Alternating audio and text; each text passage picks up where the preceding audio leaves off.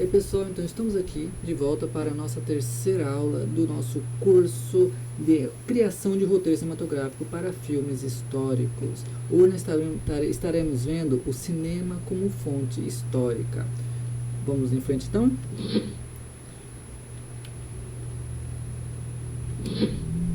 Nosso primeiro tópico é exatamente o nome da nossa aula, o cinema como fonte histórica. Por que eu escolhi começar por aqui? Imagine que qualquer vestígio que é deixado pelo ser humano é uma fonte histórica. Então, se vocês encontrarem uma ponta de flecha, ou mesmo um filme que foi feito, ele é um vestígio. Por quê? Porque o filme, ele traz vestígio do tempo e espaço em que foi produzido. Ele fornece informações sobre o tempo, aquele período histórico, e também o espaço onde ele foi gravado. Então, o ano, o período que ele foi gravado, lançado, e o espaço onde ele foi gravado são vestígios que a gente encontra para aquele período, aquele determinado período histórico. Como qualquer outro vestígio, qualquer outra fonte histórica, o cinema traz essas características. Então, o que seria então essas fontes no cinema?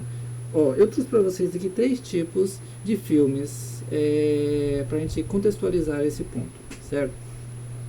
Eu trouxe o documentário, filme histórico e o filme ambientado em tempo histórico. Nós também temos outro tipo de filme, que é a ficção. Aquele filme que você pega e geralmente você, como pessoa comum, você assiste para passar o tempo. Vai no cinema para passar aquele tempo. Mas outros filmes, apesar de também terem esse destino, como o filme histórico e o filme ambientado no tempo histórico, eles também têm esse mesmo princípio. Fazer com que você... Mas eles também trazem Trazem um período histórico para a gente abordar. Tá? O documentário, ele é exatamente o oposto dessa ficção, porque o documentário ele trabalha com depoimentos e fatos, situações para contar determinado acontecimento. Aqui eu trouxe para nós o Paixão e Guerra no Sertão de Canudos, 1993, de Antônio Olavo. Esse filme, ele faz relatos e depoimentos de pessoas que vivem naquela parte, certo, do sertão, e praticamente tem parentesco com as pessoas daquele período, ou que conviveram com aquele período. O filme que eu trouxe como um filme histórico, porque é um filme histórico, é um filme que conta uma passagem histórica, uma personalidade histórica, nesse caso, Olga. Ele foi gravado em 2004, direção de Jaime Monjardim. Esse filme eu não vou falar muito, porque ele vai ser o foco da nossa próxima aula. Tá. A Guerra do Fogo. Todo mundo já deve ter assistido lá na quinta série, aquele filme todo cortado do professor sobre a Guerra do Fogo, porque ele é de 1982, ele é um filme pesado, e ele é ambientado na pré-história. Então, observe, ele é um filme ambientado na pré-história, ele não relata fatos da pré-história, assim como Olga, por isso que Olga é um filme histórico, é um filme que conta um período histórico. Já o Guerra do Fogo, ele se passa num período histórico. Ok? Temos diferença aí. Tá, agora que entendemos então essa relação dos filmes no contexto histórico, vamos para frente.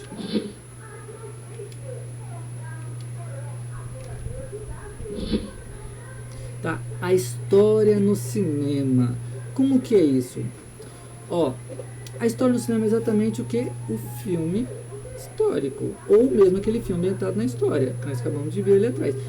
São os filmes e também documentários que tratam necessariamente de algum período histórico. Assim como os livros de história, o livro de história, esses filmes, eles recontam, narram um determinado acontecimento histórico.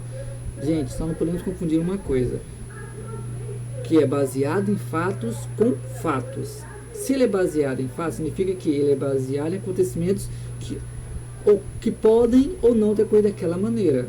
Por quê? O que depende os fatos ao longo do tempo? Depende de narrativas. E essas narrativas, elas podem fazer o quê? Elas podem mudar o contexto. E é isso que ocorre no roteiro de cinema, ou mesmo um livro. Aqui eu coloquei um livro de história, mas pode ser um livro também histórico. Um livro que conta sobre determinado ponto histórico, uma coisa como um filme. Ele também narra de acordo com ele é baseado naqueles fatos históricos, mas ele não pode ser considerado os próprios fatos, ele pode ser considerado como algo que realmente aconteceu. Tá? Então, a história no cinema é exatamente isso, é quando a gente pega e conta a história a partir do cinema, a gente usa o cinema para contar um determinado fato histórico. Pra frente, aqui eu trouxe para vocês 2 pontos, eu trouxe novamente um outro documentário, A Guerra no Paraguai, Guerra no Paraguai, A Nossa Grande Guerra, de 2015, de Matheus Ruas. Esse é um documentário do canal History. Ele tenta, novamente, ele faz, só que a History, ela pega e ela usa encenações daquele período, mas narrativas. Como é um período muito anterior, é narrado por historiadores. Aqui, outro que eu trouxe de ficção agora, eu trouxe Os Inconfidentes, de 1932, de Joaquim Pedro de Andrade. Esse filme, ele faz uma analogia do período da Inconfidência. Ele narra os acontecimentos envoltos pelas pessoas que criaram a Inconfidência Mineira, que forjaram a Inconfidência Mineira.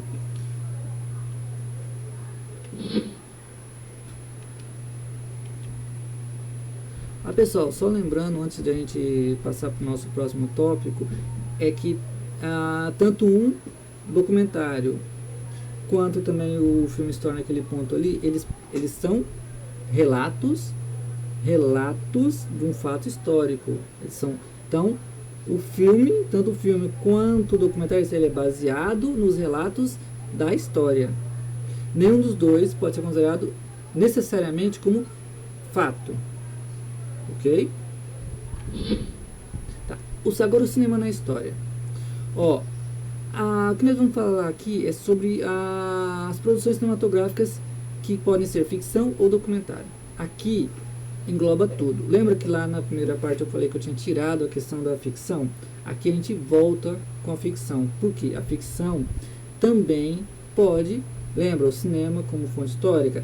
Então o cinema, mesmo o filme ser um filme totalmente ficcional, contando uma história criada por alguém, ela faz o quê? Ela tem um vestígio histórico que pode ser analisado pelo pesquisador, pelo historiador. Então essas produções, elas contam um fato histórico, ou que se passa em um determinado tempo passado. Lembra? O filme foi gravado em determinado tempo, em determinado espaço. Esse local e período, ele é analisado pelo historiador, além de outros pontos da própria produção. Então, esse contexto, ele foi influenciado por aquele determinado período e espaço.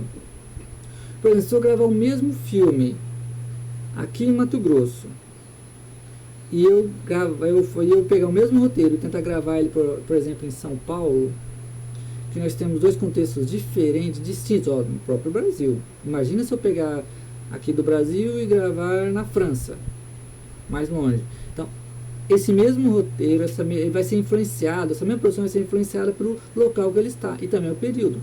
Se eu gravar um filme hoje, vai ser diferente se eu tivesse gravado um filme 10 anos atrás. Não importa que seja aqui mesmo, Integrado da Serra. Há essa diferença. Entenderam? Então, o cinema, ele está na história, porque há essa influência no período e também no espaço que vai movimentar essa produção. Então vão ter mecanismos desse ambiente que está influenciando o filme. Tá.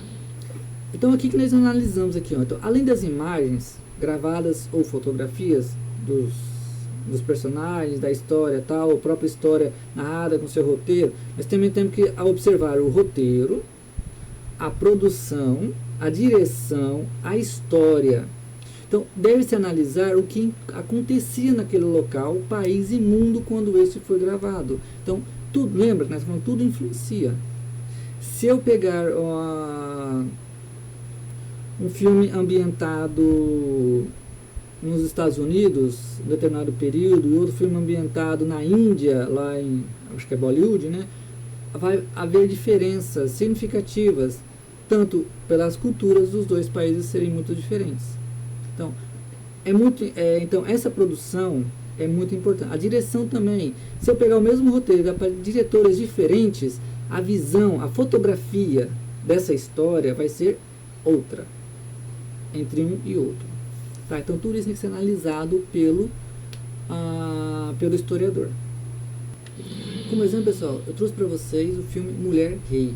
Ele é de 2022, de direção de Gina Price Bythewood. Tá? Lembra que eu falei para vocês que a direção também ela influencia no filme? Então, o filme é um filme dirigido por uma mulher, que trata de uma mulher forte, determinada, uma mulher negra, guerreira. O que não condiz muito com filmes, se a gente for colocar filme da década de 80, ou antes disso, onde uma mulher, apesar de ser protagonista, ela não poderia ser o que? Uma líder, ainda mais uma mulher negra, né? Ó o preconceito, tanto preconceito racial quanto misoginia. Aí nós temos dois pontos que impediriam que esse filme fosse realizado em outros períodos. Hoje em dia a mudança, a visão, né, que a mulher tem já é um pouquinho mais diferente, que torna esse filme possível. Tá? E é um filme histórico também, é um filme porque ele conta um período histórico, que em 1800, né, no período de 1800, a Nanisca, né, ela treina um grupo de mulheres guerreiras para proteger seu reino de um inimigo estrangeiro. Certo? Então, um filme que gira em torno de uma mulher, narrado por uma mulher. Em contraponto, eu trago Cartas de um Desconhecida, de 1948, de Max Ophuls. É um filme sobre a história de uma mulher, contada por um homem, de acordo com a visão masculina nesse acontecimento. Então, ele conta o que? Ele conta a história de uma mulher, que ela conhece um pianista, acaba engravidando dele, ele sai em turnê, deixa ela grávida e quando ele volta ele não mais a reconhece. Então a história exatamente é a história dessas cartas dela, desconhecidas porque ele não mais se lembra dela. Então é um filme que, apesar de girar em torno da mulher, ele precisa o quê? Precisa de um homem para ela continuar. Certo, são dois períodos históricos diferentes, distintos, duas visões diferentes da mesma, vamos dizer assim, não o mesmo tema, mas da mulher. Vamos colocar assim. Ok? Vamos para frente então. Agora, pessoal, nós vamos entrar num foco um pouquinho mais técnico. Aqui eu apresento para vocês Marc Ferro. Ele nasceu em Paris em 1924. Ele foi professor universitário e historiador francês. Ele é especialista em história contemporânea, em especial da Primeira Grande Guerra e da Revolução Soviética. Infelizmente ele morreu em 2021, né, aos 96 anos. Por que eu trouxe o Marc Ferro? Porque o Marc Ferro é o cara que tornou o cinema uma fonte histórica. Antes dele, de seus conterrâneos, o cinema era considerado apenas entretenimento. Vamos ver então qual é a visão de Ferro? Visão de Ferro, eu gostei. Tá, para ele, o cinema é um agente da história. Por quê? Porque ele carrega a possibilidade de doutrinar, glorificar ou ainda conscientizar o sujeito histórico. Mas esse caráter, ele pode ter um duplo sentido. Observem, tanto o filme ele pode ser apropriado por correntes ideológicas dominantes, ou seja, os dominantes, o povo, vamos dizer assim, os governantes, vamos colocar assim, a elite que está controlando aquele local, né? Como também ele pode ser apropriado por grupos minoritários que divergem desses grupos dominantes.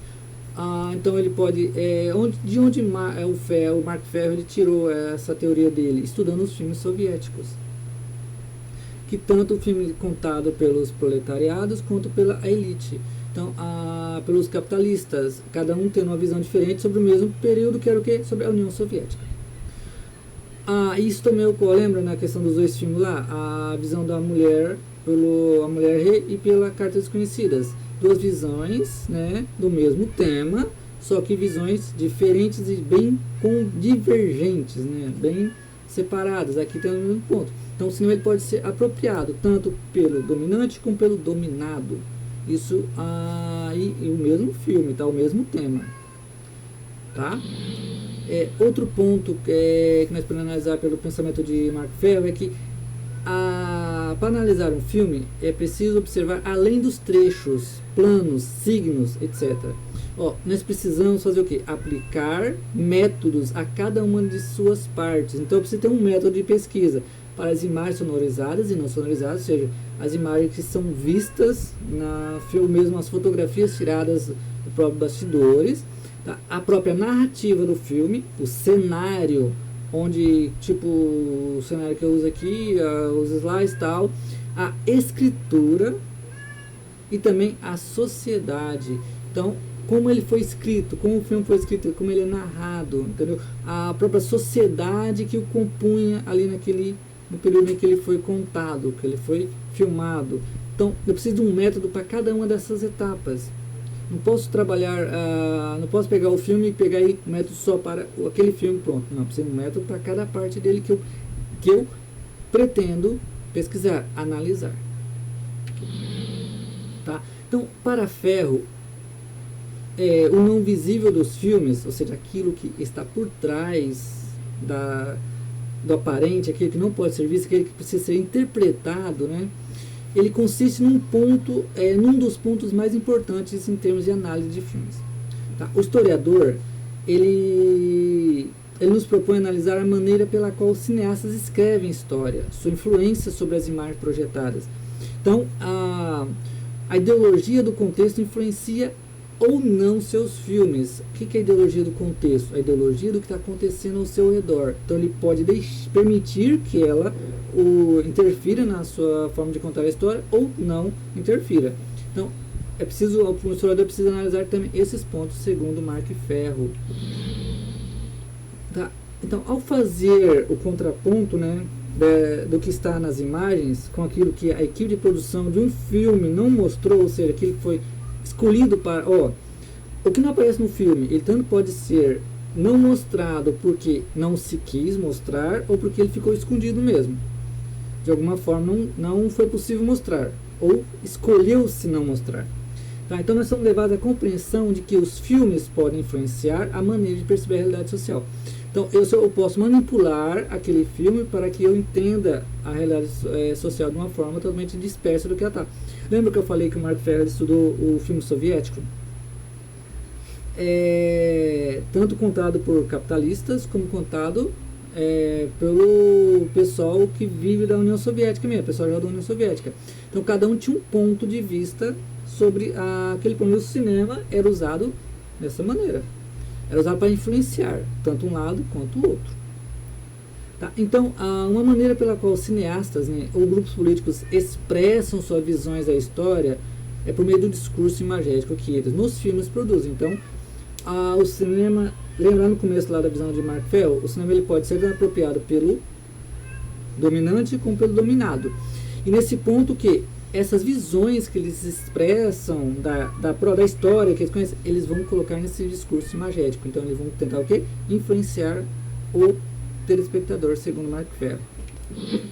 Vamos falar agora então de Pierre Sorlin, né? Saímos de Mark Ferro para Pierre Sorlin, que ele também é francês, tá? Ele é um crítico de cinema e historiador francês.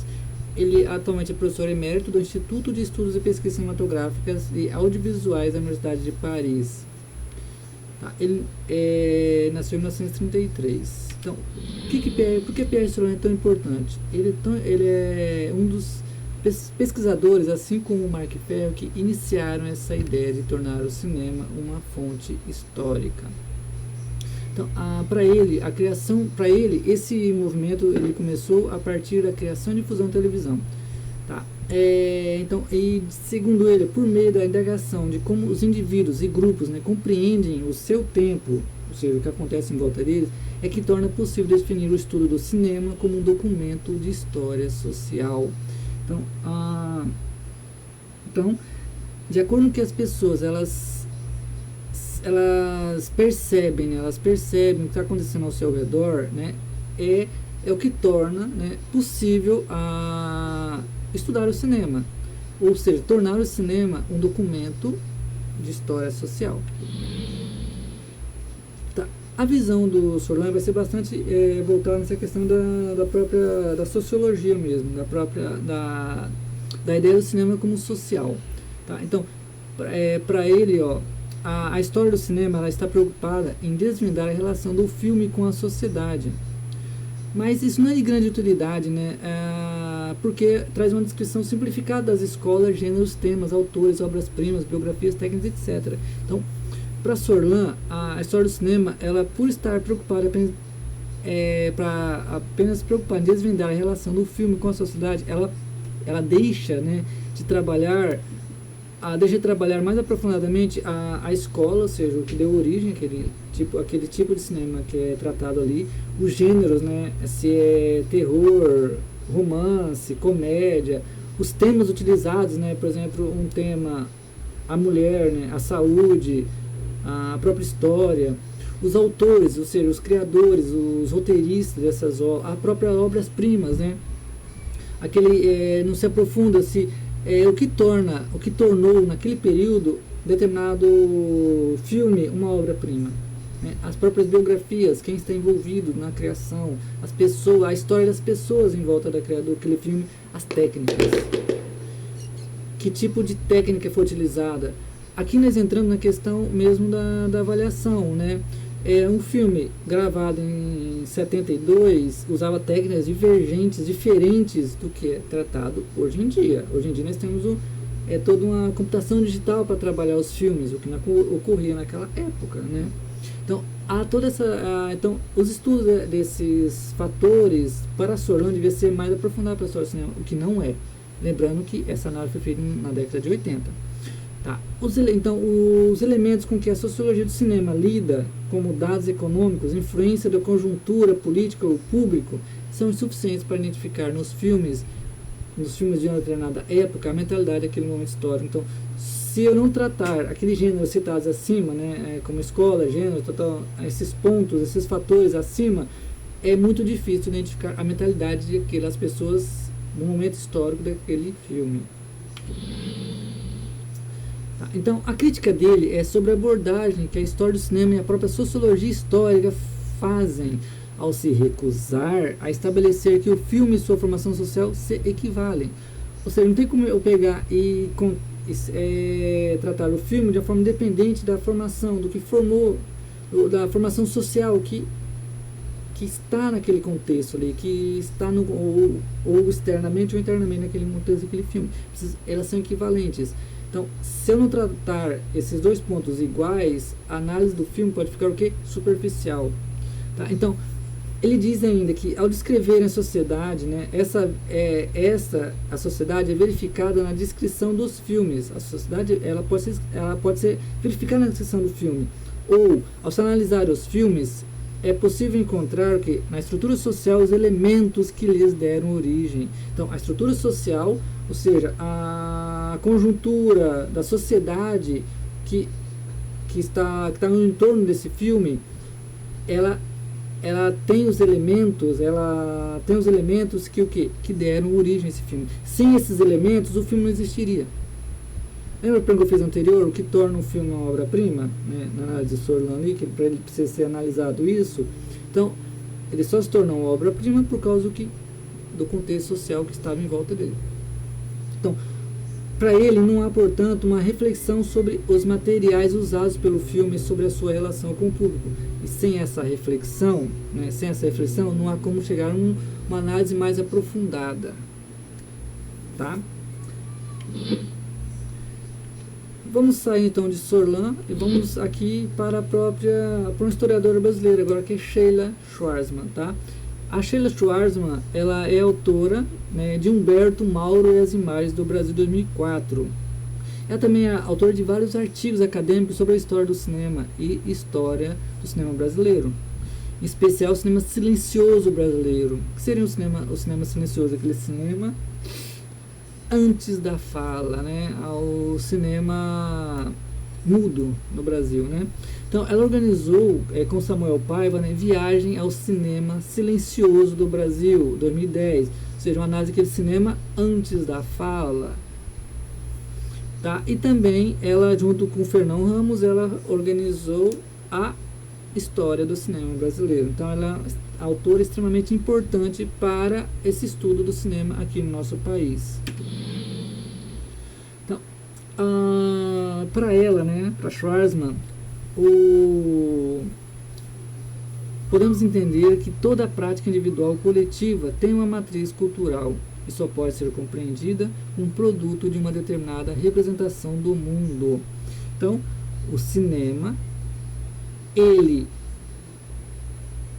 por ser essa representação, né, tanto individual como coletiva, né, ele, para ser compreendido, né, ele precisa estar enquadrado no sua representação do mundo, ser o mundo que está ao redor, o mundo que nos controla, que controla quem está produzindo aquele filme, é o que vai determinar a sua própria matriz.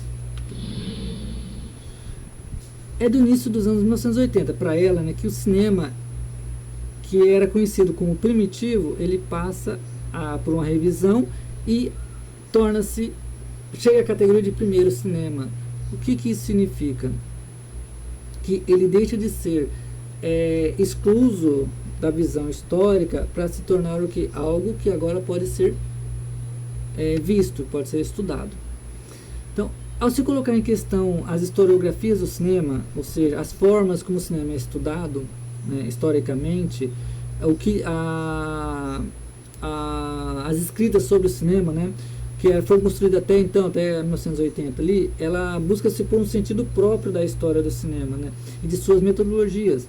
Então, para isso é proposto novas abordagens para a escrita da disciplina histórica. Então, a partir de 1980 houve com essa revisão, houve uma nova forma de buscar como estudar o cinema, para poder o quê? Para poder compreender a própria história do cinema e também as metodologias para chegar até essa história. Tá, mas nem sempre o foco central é o cinema. Isso é um problema. Ao colocá-lo como elemento de estudo, como objeto de fruição, hábito à modernidade, tende a tornar-se algo sobre o qual se projetam visões. Então, o foco deixa de ser o filme, mas sim o fato cinematográfico. Então, o que significa deixar o foco deixar de ser o filme? Então, enquanto eu pegava e estudava com o foco sendo o filme, eu vou estudar o que? Analisar aquele filme. Mas eu torno o fato, o que aconteceu naquele momento que foi gravado o filme. Então há um desfoque,